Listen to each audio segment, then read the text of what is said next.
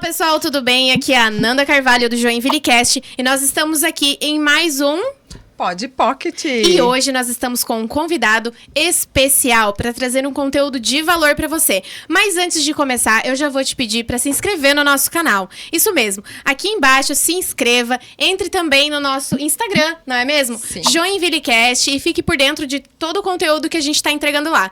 Lu, se apresente, quer dizer, apresente o nosso convidado. Olá, sejam bem-vindos ao nosso Pod Pocket. Queria agradecer a Ocotea, que é a nossa casa. Obrigada, Ocotea. Queria agradecer a V0 Marketing e a Mery Advogados. E hoje estamos com um convidado para lá de especial, né? Ah, pronto, vai começar a puxar o saco. É, que é o doutor. Doutor barra nosso motorista. Barra meu marido. Doutor Luiz Fernando Meyer, que está aqui, que é da Meyer Advogados, também nós trabalhamos juntos no nosso escritório, né? E ele é sócio da Meyer Advogados, tem uma vasta expertise acumulada ao longo de sua carreira, oferecendo serviços jurídicos de alta qualidade e soluções eficazes para problemas complexos. Suas especializações na área trabalhista, previdenciária e civil permite que ele lide com uma ampla gama de questões legais, sempre focando nas melhores interesses de seus clientes. Seja bem-vindo, doutor Luiz. Obrigado, boa tarde. Muito bem-vindo. Obrigado. Eu sei que a gente já falou o seu currículo, mas, por favor, se apresente. Então, eu sou Luiz. Prazer. Bom, eu sou advogado, já atuo como advogado já há praticamente 15 anos, inclusive esse ano estou completando 15 anos de atuação. Já atuei o nosso escritório, Meyer Advogados, atuando em várias áreas do direito, né? Dentre essas que foram elencadas aí. E, enfim, temos um pouco de experiência, né? Temos um pouco de experiência para trazer algum conteúdo hoje aqui para vocês. Ah, legal. E hoje o conteúdo tem um foco específico, né? Sim. A gente vai trazer conteúdos de direito do trabalho, porque a gente acredita que a área trabalhista é uma área não é muito falada, né? Ela é uma área muito esquecida e é muito necessária, porque a gente vê muito no nosso escritório, que a gente atua muito no direito do trabalho, as pessoas, por exemplo, anotando cartão ponto de forma britânica. Porque não tem conhecimento básico para anotar o cartão ponto. Então, a gente acredita que os empresários, quando ele vai abrir um negócio, vai contratar um colaborador, um funcionário, ele tem que ter pelo menos uma base de como fazer, como contratar, qual que é a melhor opção. Então, por isso que a gente trouxe esse conteúdo, a gente quer trazer muito conteúdo de direito trabalhista para a gente... É o dia a dia, né? O direito do trabalho é o dia a dia. Isso mesmo. Inclusive, a Lu pegou um assunto muito importante. O empreendedor, ele inicia com uma ideia, abre o negócio, mas existem situações que ele precisa ter conhecimento. Porque se ele não busca esse conhecimento, ele pode acabar tendo consequências por não saber que aquilo precisa ser feito. E é justamente isso que o Joinville Cast quer trazer, né, Lu? Isso a gente mesmo. quer trazer um conteúdo para que... né, os nossos seguidores, a nossa audiência, possa entender um pouquinho mais. Então, por isso que a gente trouxe o Pod Pocket. Mas, Luiz, eu já tenho até a primeira pergunta aqui que eu achei super pertinente, sobre os tipos de contrato de trabalho. Sim, tem vários tipos de contrato de trabalho. Assim, tu poderia elencar os principais, os que mais são praticados, né, atualmente, e se é algo, tipo, nacional, regional, ou se fora do Brasil é um pouco diferente. Traz um pouquinho dessa informação pra gente. Tá. Basicamente, nós temos dois tipos de contrato hoje previsto na CLT, né? Que é a nossa lei trabalhista, que é a nossa lei principal, assim, né? Sim. E o contrato de trabalho previsto na lei, ele é com base na sua duração. Então, ele configura-se como um contrato indeterminado ou um contrato por prazo determinado. Que são aqueles temporários, assim. Temporário é uma hipótese de contrato determinado que é previsto numa lei específica, uma lei fora da CLT. Ah, né? entendi. Mas dentro da CLT nós temos a regra, que é o contrato por prazo indeterminado, e nós temos os contratos por prazo determinado, que é a exceção. Sim. Então, aí o contrato por prazo determinado, você tem as situações em que você está autorizado a contratar com prazo determinado. Por exemplo... São 3 situações previstas na CLT. Sim. Situações em que a natureza da atividade justifique esse prazo determinado. Sim. Né? situações de transitórias dentro da empresa, onde as atividades são transitórias, né? Que daí, obviamente, tem que ser uma situação por prazo determinado, por aquela situação transitória. Sim. E o contrato de experiência. Um exemplo disso... Essas são as 3 É situações. o contrato por obra, assim, por exemplo. Obra certa, a gente vai contratar, vai fazer uma obra específica que vai ter prazo para acabar, começar e acabar. Essa é uma situação daquela primeira hipótese. A natureza da atividade justifica, né? Então, você vai fazer uma obra certa, vai durar 1 ano. Então, você vai fazer o contrato para 1 ano. Até me surgiu uma dúvida. Lembrando que o contrato por prazo determinado, ele nunca pode exceder 2 anos e a experiência nunca pode exceder 90 dias. Digamos assim, Se exceder os 90 dias, passa-se a configurar um contrato indeterminado, que é a regra. Que é a regra. Mas digamos assim, eu tenho uma funcionária e ela vai entrar em licença maternidade. Exemplo. E aí eu preciso substituir essa pessoa para essa função, mas eu não tenho a intenção de, quando ela retornar, ficar com essa pessoa, porque eu gosto muito do trabalho dela e eu não estou tirando ela. Mas depois, quando ela voltar, eu não posso manter as 2 pessoas. Sim. Exemplo, né? Porque isso acontece muito, Sim. né? O que eu posso fazer um contrato CLT, então, de tempo determinado? Isso daí seria... porque, assim, o contrato por prazo determinado da CLT, ele tem algumas regras que você tem que observar, né? E a lei, paralelamente, tem a lei do contrato temporário, certo? Sim. A lei do contrato temporário serve exatamente para essa situação que você falou, né? Quando você tem... Entendi. Então, por exemplo, eu tenho 10 funcionários, mas num determinado mês eu vou ter uma demanda que esses 10 funcionários não vão dar conta. Então, o que eu faço? Eu me utilizo do trabalho temporário para contratar funcionários temporários para atender aquela demanda e depois o contrato se encerra. Entendi. Então, é uma hipótese da lei do contrato temporário, a demanda, né? Ou a outra hipótese é que você falou. É para você contratar para substituir o pessoal permanente... Sim, né, que está em gozo período, de licença maternidade, ou férias, alguma coisa assim. E aí você contrata esta pessoa para substituir a demanda do... Né, o pessoal que é fixo na empresa. Sabe por quê? Porque assim, primeiro a gente tem que partir do ponto de vista que engravidar e ter um filho é uma obra de Deus, né? Graças a Deus. Mas assim, para o empresário, isso é complicado. Porque, digamos, ele tem aquela rotina de trabalho, né? Tem uma pessoa que faz essas determinadas funções na empresa e ok.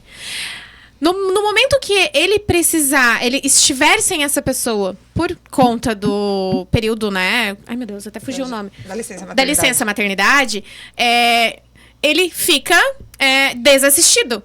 Sim. E colocar uma pessoa, às vezes, dá uma sensação assim, mas eu vou colocar alguém e aí eu não vou conseguir ficar com 2 pessoas depois, o que eu faço? E isso deixa o empresário, assim, muito naquele, sabe, e agora? O que eu faço? Calma, gente, vocês não precisam, então, ficar com 2 pessoas. Vocês têm a opção de fazer um contrato de trabalho temporário. Mas aí tem que ser por empresa interposta, né? Não pode ser contratado, assim, diretamente pela tua empresa. Daí você tem vamos explicar o que é uma empresa... Você tem os RHs da vida, né? As empresas de RH. Entendi. Então, o contrato temporário não pode ser feito direto pela empresa, mas sim por uma empresa que faz essa intermediação, digamos assim. Se dá através dessas empresas. Então, aqui, RH, né? Você tem os nomes aqui na... Sim. RH Brasil, Seguridade. Tem essas empresas que nós temos aqui. Que faz as contratações temporárias. Temporárias. Entendi. Interessante. É algo que as pessoas não sabem. E você só pode contratar nessas hipóteses específicas na lei. Do contrário, você tem a nulidade do contrato.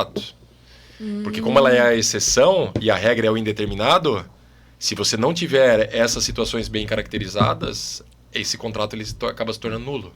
Né? Por exemplo, eu vou dar um exemplo. Tem uma empresa que ela já chama aquela determinada pessoa para prestar serviços eventuais para a empresa. Sim.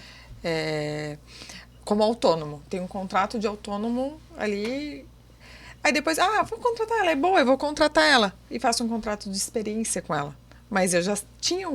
Ela já estava prestando serviço. Logo, como originariamente não houve a determinação de prazo, você firmar este contrato de experiência depois, ele gera a nulidade desse contrato. Sim. Entendi. Né? Então, é claro, tem muitos detalhes, principalmente a lei do contrato temporário tem algumas regrinhas, os contratos por prazo determinado da CLT tem outras regrinhas, até o próprio contrato indeterminado tem algumas regrinhas a observar, então cada situação e para cada empresário, talvez a solução em cada negócio é diferente. Entendi. Então tem que ser analisado assim, caso a caso. Né? E por isso que é importante contratar um advogado antes de fazer... De buscar esse tipo de solução, né? O teu caso específico.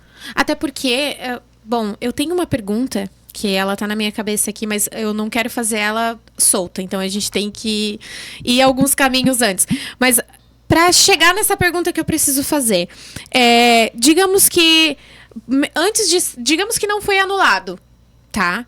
Eu sou essa pessoa que estou, né, dentro dessa operação desses contratos. Eu que sou aqui, né, vou lá trabalhar. De alguma forma, eu posso processar essa empresa? Sim.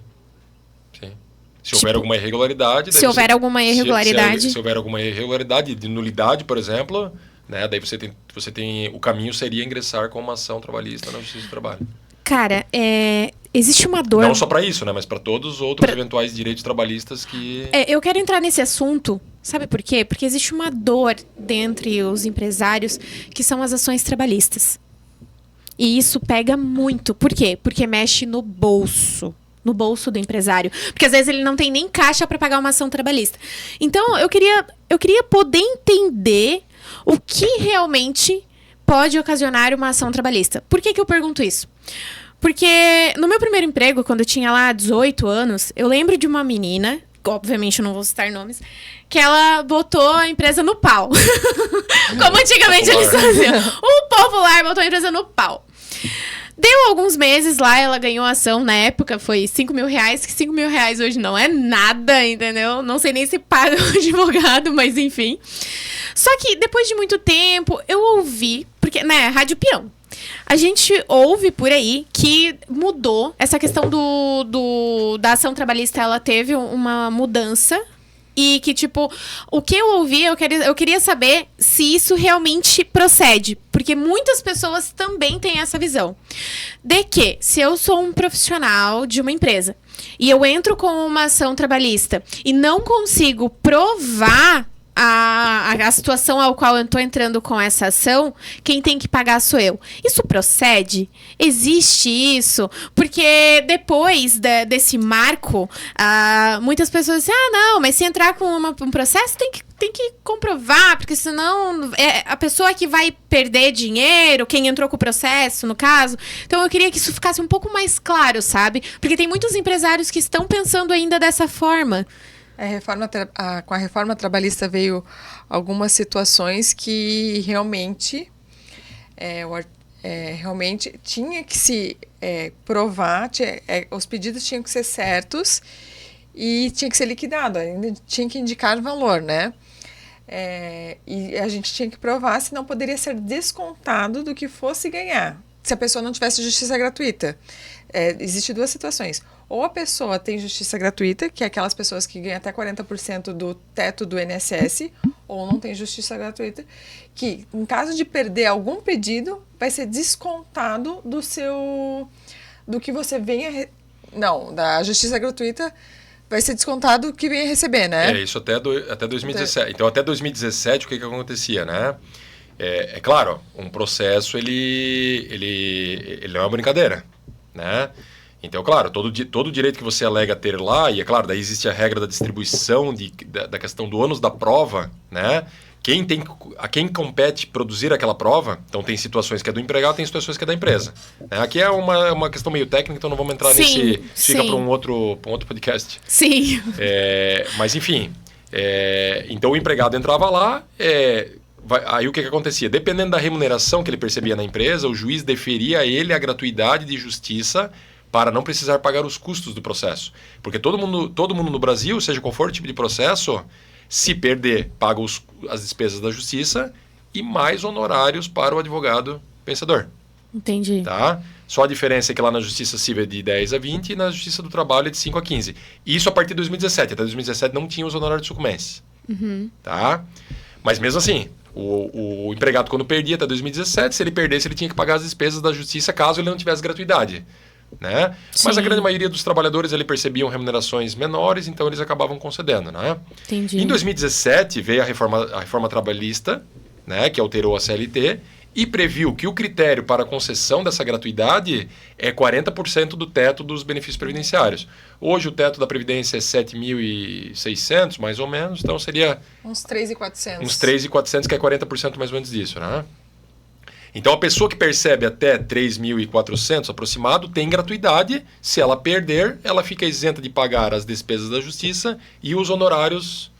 Na verdade, ela não fica isenta, fica sob condição suspensiva, mas que na prática é como se fosse uma... É que vem um período, né?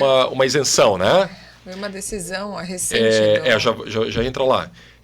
E aí, o que aconteceu? Quem não tem quem tem uma remuneração que ultrapassa esse limite teria que pagar os custos. Né?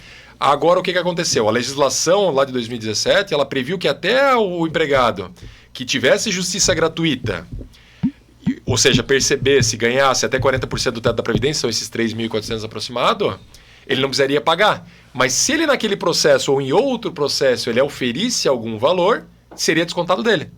Ou seja, eu não precisaria pagar. Mas se naquele processo eu fiz 4 pedidos e dos 4 eu ganhei 3 e esses 3 deram 10 mil reais, a despesa lá de honorários e despesas da justiça dão 2 mil, desses 10 desconta 2 eu só recebo 8. Entendi. Né? E aí o que aconteceu? O Supremo Tribunal Federal, essa situação chegou no Supremo Tribunal Federal, que é o tribunal maior do Brasil, que decide principalmente, e cabe a ele principalmente a guarda da Constituição, Sim. Né? E decidir se as leis afrontam ou não a nossa Carta Maior, que é o nome que se dá à Constituição. Né?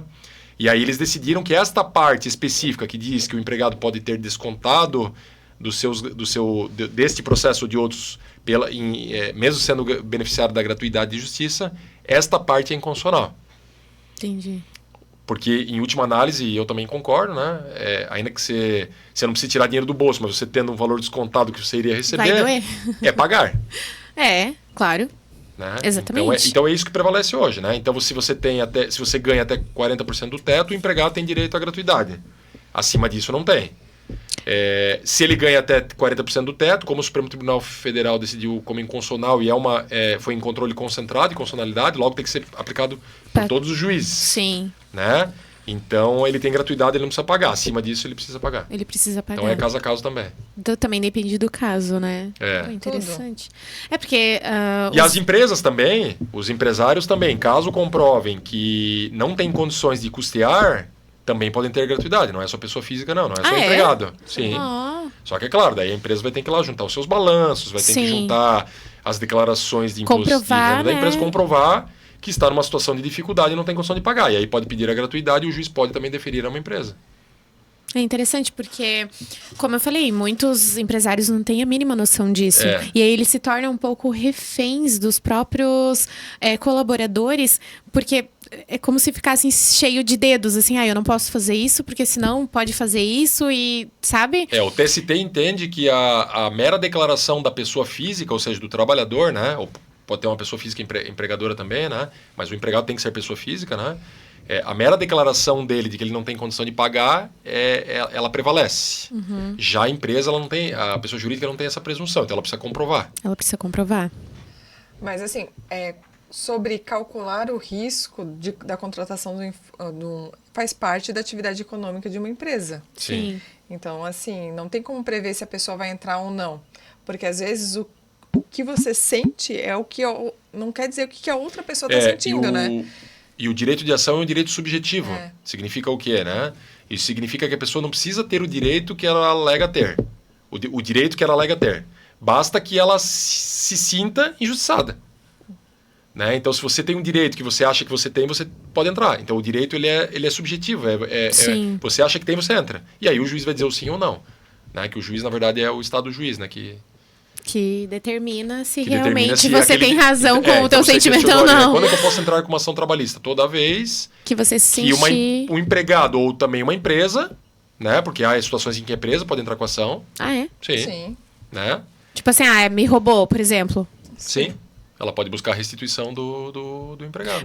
Eu tenho uma situação que eu não posso dar nomes aos bois, obviamente, mas isso tá martelando na minha cabeça e talvez vai responder a pergunta, o questionamento. O empregado causou algum prejuízo na empresa? Não foi nem prejuízo, foi assim. Se tiver no contrato de trabalho prevendo a possibilidade de desconto, ele pode ir lá, a empresa pode cobrar. Tipo, o que aconteceu basicamente para vocês entenderem? A empresa fazia um tipo de serviço. E o funcionário, obviamente, tinha que atender as pessoas que vinham na empresa. Na hora do almoço, ele atendia pessoas fora e cobrava por fora.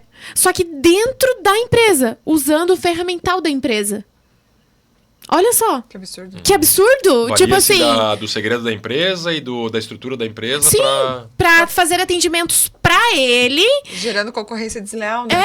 Tipo assim, ele embolsando dinheiro no horário de almoço. Só que ele não contava que existiam câmeras.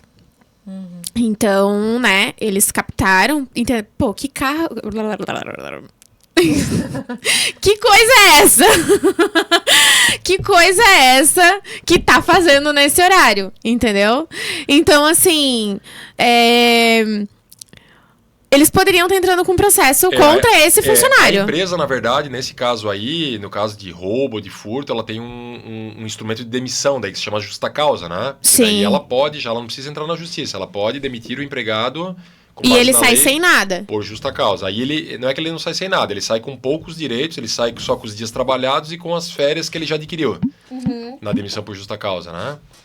As férias vencidas que eles Nesse falam. caso, a empresa não precisaria entrar com uma ação para a demissão por justa causa. A empresa simplesmente faz a demissão por justa causa. Mas digamos que a empresa, Mas existem situações de apuração de falta.